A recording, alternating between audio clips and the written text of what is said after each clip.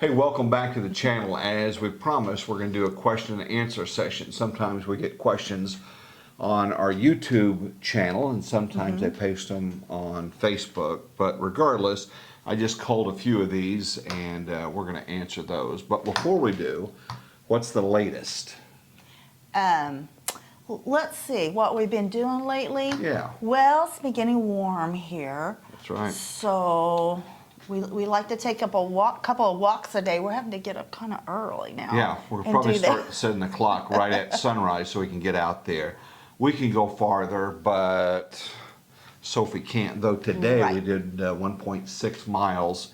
This evening, if we go, it's got to be right at sundown, and she's been tired, so I think that may be enough. A little bit too much. A little bit too much. Yeah. The warm season crops are in. We've got the okra, about that big, and the purple the plant that big. The plant, yeah. Not the okra, Not I yet. wish. Give us a month and a half. We got the purple hull peas, pink-eyed purple hull peas, and those are growing. And tomatoes are coming along. I saw one out there is about that big. We're getting there. So it's getting there, and I was looking back at a Facebook memory from a year ago. We were already getting tomatoes. Really? Is that right? Well, Yeah. I know at first I was picking the blossoms off. Right. I'm thinking, but the plants were quite small. And the thought, when pulling the blossoms off, is we can develop the root system. Yes, a sturdier plant. So you sacrifice in the early end, yeah, for get more later. tomatoes in the end. So.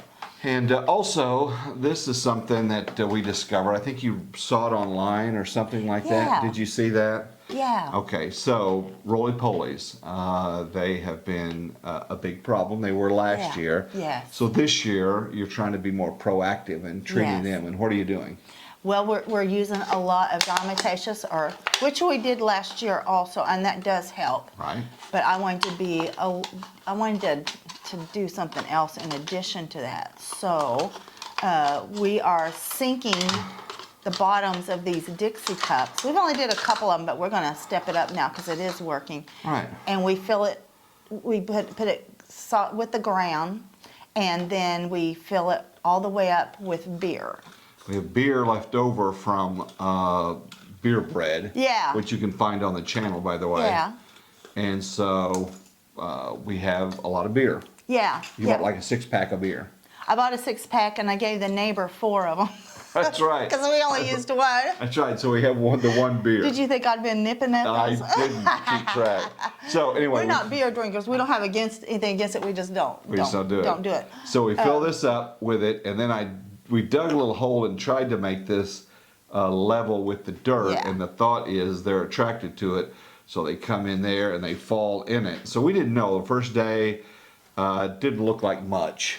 Yeah. Then the second day, morning, the next morning, and it's gross, but they kind of dissolve them. So anyway, so we're going to do more of that. So if you're having trouble and you're wanting to do something, I think the more we could probably do of this. And you said it doesn't have to be beer; it could be something else. Then I read, it's the yeast in the beer that attracts them. So since we don't normally have beer here, I think I'm going to try the yeast next because I always have yeast in the freezer, and we'll try that. What was our one problem with it though?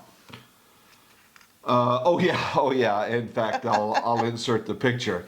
We also found out that our dog is attracted to the smell, and then Joanne shooed Sophie off, and then she heard in the background slurping. So Twice I caught her drinking the beer. Drinking the beer. So So keep beer away from your dog. she didn't get much because I was out there with her, but she's not allowed outside by herself now because she's quite the beer drinker evidently. But maybe yeast won't attract her. So I hope not. We'll try that.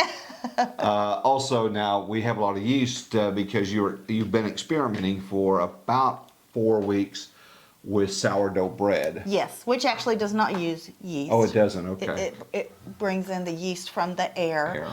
But I have used a little bit of yeast because I also use the discard from. You have to feed it every day, and so you have to take some of it out when you feed it.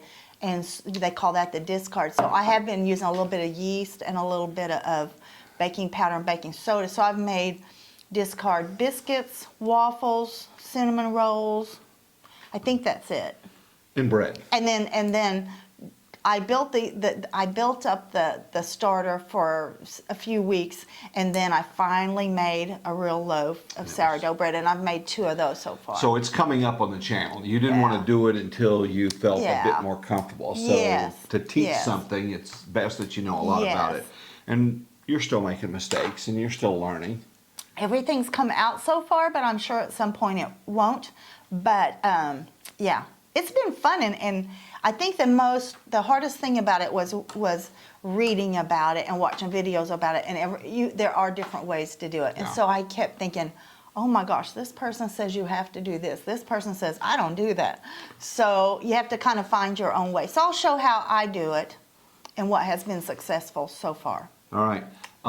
When you like and subscribe and hit the post notification bell, that helps the channel. And when you comment as well, that helps us. So are you ready? I'm ready. I'm going to give you a couple of questions here.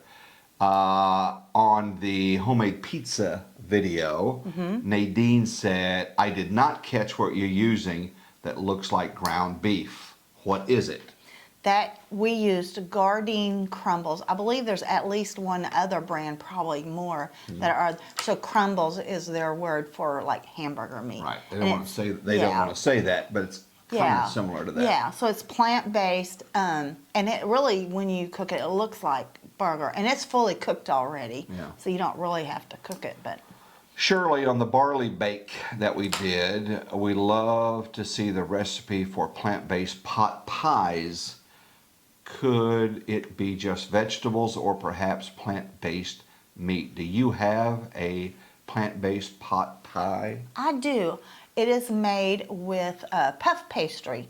The main brand, I think is it pepper? Not peppers. Anyway, the brand that's real common around here is kind of accidentally plant-based. They use, instead of using expensive butter, it uses some other kind of fat that is plant-based. And so that is my crust. And yeah, I don't make it real often because it makes a huge one. So I usually make it when we have other plant-based people over. And so we can do that, absolutely. And mine does not have a plant-based meat in it. You certainly could, but mine is just all vegetables with a bechamel type sauce, as I recall. It's been a long time since I've made it. And you just use non-dairy milk for that. Sherry, when we had the cranberry orange muffins, we talked about spraying down the muffin tins and things like that. This is a suggestion. There's no need to spray. You can use, they have parchment that goes into cupcake, the cupcake liner parchment. So, nice. So we've never had that. Yes, I'm thinking maybe that's, you've seen cupcakes where the paper comes way up above the You'd want cupcake. it to come up. Yeah, I'm thinking that must be the parchment ones. I'm going to look for that, Sherry, and I'm going to try that next because I would love to not do that. And it would be really easy cleanup too. Yeah, it would. Yeah. Someone asked, what breed is Sophie and how old is she? Okay, you want to hit that one? Sure. She's half mini Australian Shepherd, and the other half, the sleepy half, is a Bichon. And so she looks different than when she was a puppy. She was a little fur ball. Now she's kind of elongated, but she's the sweetest little thing. She's, let's see, do we figure Valentine's Day? It was like a year. It was around Valentine's because it was like February. a year and. Actually, we got her. No, I think that's right. I think you're right that was the birth time. Birth time was around Valentine's Day. I'd say about a year and 3 months. We think she's fully grown. And she's sleeping right now down below us. She's the hairiest dog I have ever seen in my life, and that's the Bichon part. And Australian Shepherds have a lot of hair too. But she has hair between her toes. She has hair on her face that's great. We have to groom her about every 6 weeks. And between that, we have to do a little bit of home grooming. Especially with summer coming on now. We won't be quite as diligent during the winter months when she needs that warmth, but during the summer, we got to keep her trimmed. Yes. All right, somebody asked, how long have you two been married? Uh-oh. I would say 45. Somewhere between 45, 47, I think. Yeah, somewhere We in there. we should have looked that up before we got on here. We were long married time. in 1978. Okay. So anyway, that's how long we have been married, and it stuck so far. So far. So far. So far, so good. Debbie on the veggie burger says, I've never had a veggie burger. Can you reduce that recipe? I don't want to make 24 unless I know I can eat them all. So, That is so true. That's 'Cause a big recipe. I make that recipe and it lasts us for months. And now we've started vacuum sealing them so they keep so well. I used to not do that and they were still fine for several months. But I would just half the recipe. I know that's still a dozen, or you could 1/4. Yeah. Or you could quarter the recipe. I think a lot of times with these, when there's a real complex and you got to do a lot of stuff, you just want to make it in bulk. And so we can For have sure. so many, and that way you don't have to mess with it Yeah. for several months. Yeah, that recipe has quite a few ingredients. It does. And it takes a while to make it. And so, yes, that is why I like to make a lot of it. Good point. And we have family that really likes those too. We do. We So, do. All right, from Frank, I really enjoyed your videos. I love seeing you two actually go through all of the steps in preparing the recipe. It's helpful and so much fun to watch. And then Frank has a couple of questions. Thanks, Frank. That's so nice. What inspired you guys to start this channel? It was all him.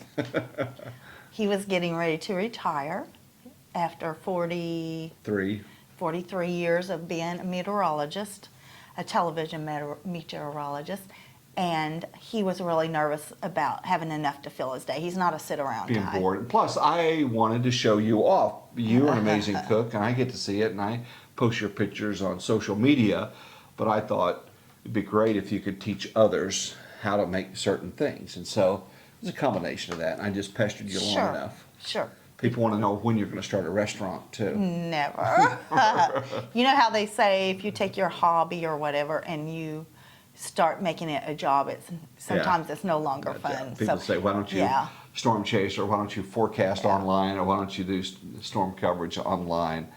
But then that's, I've done that. And so anyway, I think for cooking too, that opening a restaurant is just so labor. You're not talking about 40, you're talking about 80 hours a week. And so it's not going to happen. Yeah. But anyway, it's a compliment when people ask that. It is. And just because you're a good home cook does not mean you would know how to run a restaurant. That's true. So, and our son has cooked in restaurants. Yeah. It's brutal. It's brutal. It's It's brutal. tough. And so when you go to a restaurant, be nice to the servers and tip them well, because that is a very difficult job as well. Yes. All right, Frank, second question is, do you guys have any fun vacation plans coming up? Yeah. Coming up soon, we're going to be going to a homesteading convention. Yeah. We enjoy those. We don't raise animals obviously, For slaughter. nothing, If you do, God bless you. Grew up on a farm. I know all about that. But we enjoy the gardening part. Yeah. And home, canning and other things, learning stuff from other people. Plus, it's a chance to get out of state for a few days, so that'll be fun. Yes, and it's fun. Like people that go to those homesteading conventions, they're just what is that? Down to earth. So down to earth, so nice. We just really enjoy them. Yeah. So that'll be fun. Yeah. And then in August, we're doing a trip to Alaska, 13-day trip, but we'll go up into Canada and ride a train, a paddle boat, and stop in various places along the way. And so that'll be good, seeing the Inner Passage and the glaciers.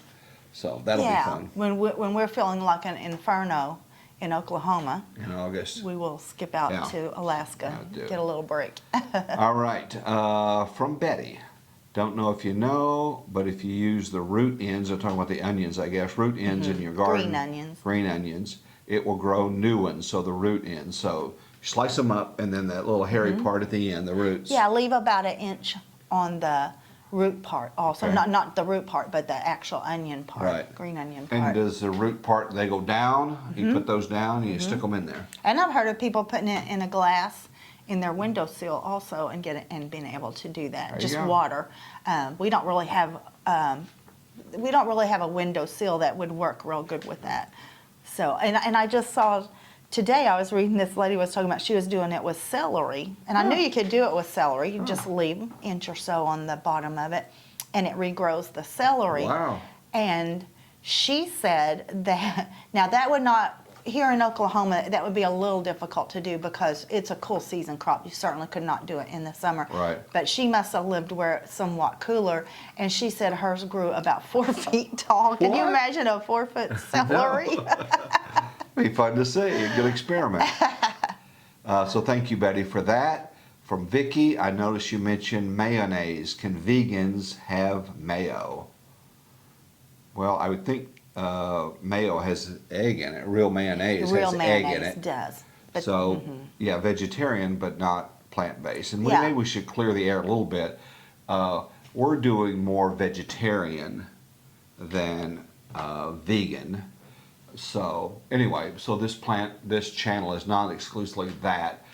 But when you do a recipe, you usually say, and to make it Yes. vegan, you'd want to do this or that. Yes, So it yes. gives you options. Yes, and we have many meals that are still totally plant-based. Yeah, oh yeah. It's just that we kind of do a little bit of the other, like if I were making a cake for a get-together or something, we would eat it too, and it would have eggs in it, and it might have milk in it. But we still use plant-based milk only. There's so many good alternatives. There's perfectly good plant-based butter, Right. plant-based. There's even plant-based eggs that you can get. Right. But there is plant-based mayo. One of them's Hellman's, regular Hellman's, Yeah. plant-based. And I'm trying to think of the other brands. I can't think, because Hellman's plant-based mayonnaise is definitely my favorite. There used to be one called Just Mayo. It was fantastic. Hard to find though, wasn't it? They got sued by Hellman's, is what I heard, for calling it mayo. And now Hellman's has plant-based mayo. We got a little blowback on meatless meatloaf. Someone said, "Why are you calling it meat?" Yeah. Because in our family, in our circles, a lot of hardcore meat people, and so Yes. And we were hardcore plant-based for Right. about 8 years. Yeah. That we did not, and little to no oil. We were Right. very much. So we understand everybody needs to do whatever Yeah. whatever fits your needs. Absolutely. Go for it. Do you? Marcia says, "What do you use to fertilize your garden beds, and how often do you fertilize them during the growing season?" You want to hit it? Well, I know we use a lot of compost as well. That's our number one So fertilizer. compost is your friend. Yeah. That, and then the garden tone that you use when you plant something. Mm-hmm. So that is something that you can find fairly easily. Yeah. You sprinkle that around the plant. Yeah, when I plant. Plant. Then I sprinkle it around. And sometimes I will, and I think she said, and how often do you do Yeah. it? The garden tone is an organic fertilizer. And we've bought it at Lowe's many times. I've also seen it at if you're in the Tulsa area, Southwoods Nursery. So maybe a lot of nurseries carry it. I don't know, but it seems to be a really good fertilizer. But for sure, we rely on the compost a lot. Right. And fish emulsion. And fish emulsion I will occasionally use. Yeah. You will draw any cats that are in the neighborhood. That stuff smells so bad. It stinks. It really does. So for some reason, I tend to only use that towards the end of the year, and the growing year. Right. And I don't know why, but I do hate the smell. Yeah. I do It is hate the for us. smell. But yeah, the garden tone does. And if we're growing something that only grows 6-8 weeks, we may only use the compost and the garden tone at the beginning when we plant them. If something grows over many months, we may go back in. We use a lot of mulch, and we'll push the mulch back, and put the garden tone or fish emulsion on it. Very good. Okay, when we did the West Texas Panhandle cabbage salad, RT and others said, I make a similar one, but that's not what we call it. Sure. So anyway, sometimes recipes have several different names. I remember way back to Wacky Cake. Some people had other names for it, Sure. that they had depression cake or whatever. Yeah, kind of a regional name. Regional name. So RT says, we call ours Oriental salad because it's made with Oriental ramen noodles, but I haven't been able to find them in the last couple of years. We don't brown the noodles, and so anyway, different ways to do that. If you'll post your recipes, other people can see it when they look at the comments on that. So RT said he was going to post the original Oriental noodle salad, Yeah. also called a Napa cabbage salad. Yeah. So there's a lot of different names A lot for of it. names for it. I didn't know that you can't find, if ramen noodles is what I'm thinking he's talking about, I think that's those already cooked Yeah, like things. in the cheap Chinese dinners that we used to have back in the day. That's what I'm thinking he's talking about. Yeah. Now, I didn't realize they're hard to find now. I haven't used those It's been in a about- long time. about 40 years. Wow. It's about, so RT, what was that big grocery store? And again, a lot of people that are watching this are not from our area. There was a big grocery, Winco down in the Winco. south. It's about 45 minutes from us, so we don't go very often at all. So if you live, anyway, if you have a Winco or something like that, they have a lot of bulk items. And they're just tubs of stuff, and you pay by the pound. And so, RT, you might look for that, but thank you for that. Yeah. Brianna wants to ask a little bit about winter sowing. I just put tomatoes, and this was sent earlier, so this is a little bit dated. I just put tomatoes and dahlias out. I'm excited, but I'm so scared if the temperature gets down to the 30s. Winter sowing, we did not have a problem with 30s. Oh, absolutely. What was our lowest this Gosh, I winter? thought we got down to 19 or something. Oh, I thought we got down into singles, but you would know more No, than me. I think it was 19 Okay, is what. which is unusual for us. Yep. We usually get lower than that. So yeah, I think if you do your winter sowing, I think they're going to be okay on some of the nights that were very, very cold. I chickened out at the last minute. We have some old sheets that we use to cover things, and I folded it up in thirds and threw that over the winter sowing jugs, and we've had those with snow on top of them in Yes. previous years. And I've seen people from New York and places like that who said they don't do anything. They even leave the jug, the lid off the jug, which we do too, even when it snows and stuff. Yeah. So evidently, but we did plant our cool season first, Right. and that was first part of January. And I see people say they do it. A lot of them do it according to, what's it called? The full moon, No, not the full moon. Anyway, I shouldn't even say because I don't remember what winter it was. solstice. Winter solstice. Yes. That's it. And that's like mid-December. A lot of people do it then. So circle on your calendar, January 1st, and start thinking about doing your winter sowing then, because that way you're going to get a jump start on everybody. And plus, when you plant from seeds, you can select exactly the seeds that you want, and you don't have to hope that they have that at your greenhouse, that variety that you want. So. It was a whole new world when we started ordering them from the seed companies. And then we did wait until, let's see, about a month later, so probably late February, to do the really warm season, like tomatoes, our herbs. I think I did some of the herbs real early too, but like the herbs that don't like cold, like And all your basil. flowers. And all my flowers. Yeah. All my flowers. And we bought very few plants this year. The only thing, gosh, we may have bought like 8, 10 flowers, not different flowers, but actual 8 to 10 plants the whole season, and our beds are full. Plants have gotten so expensive. I think a They've lot of gotten people are turning crazy. back to the earth and looking at things, and so they'll go and the prices just continue to rise. It's just Yes. ridiculous. So if you can winter sow, if you can master that, you're going to save a ton of money. You can order your seeds months in advance, get exactly what you want. Say, Mom always had, what do you have? What kind of okra? Spineless? Clemson spineless. Simpson spineless. Clemson spineless. Okay, and so you can order those well in advance. Yeah. And so yeah. that's it. Yeah. Well, thank you. Well, thank you. Sophie is still down there, so we're She's not at going your to interrupt her. So anyway, thank you again for you comment and subscribe, and then share with other people. That will be great. We're going to try to do a little bit more. We'll try to do something maybe on the vacation after it's done. We can't reveal where it's at, but we'll do some of the vacation after we're back and do that. And I think that's just about it. Yeah. All right, get your beer ready, woman. We're ready to go kill some roly-polies. And if you have any more questions, please send them in, and we'll keep them and do another Absolutely. Q&A possibly. All right. Thanks for watching. Take and care. Have a great day.